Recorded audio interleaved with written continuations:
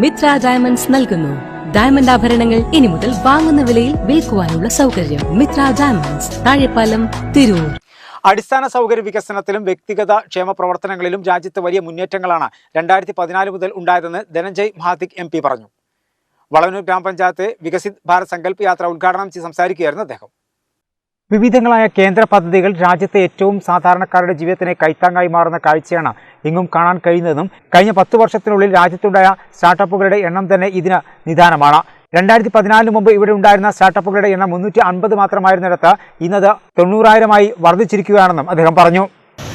Villages, they were not having good quality of drinking water.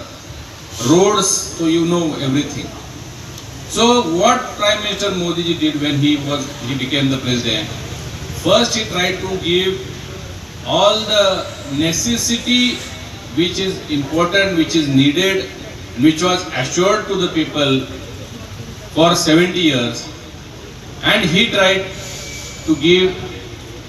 उन्होंने पूरे 18,000 गांव में बिजली पहुंचाई, उन्होंने सड़कें बनवाई.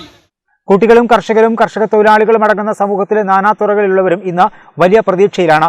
ഓരോരുത്തരുടെയും സ്വപ്നങ്ങളിലെ ഇന്ത്യ യാഥാർത്ഥ്യമാക്കാനുള്ള പരിശ്രമം പൗരന്മാർ ഒറ്റക്കെട്ടായി ഏറ്റെടുക്കണമെന്നും ധനഞ്ജയ് മഹാതിക് പറഞ്ഞു. BJP ജില്ലാ president Ravi Thelath, Unnikrishnan master, MA ടിറ്റൻ തുടങ്ങിയവർ സംസാരിച്ചു. VBSY ഇപ്പോൾ തിരുനാവായ പഞ്ചായത്തിലാണ് പര്യടനം നടത്തുന്നത്.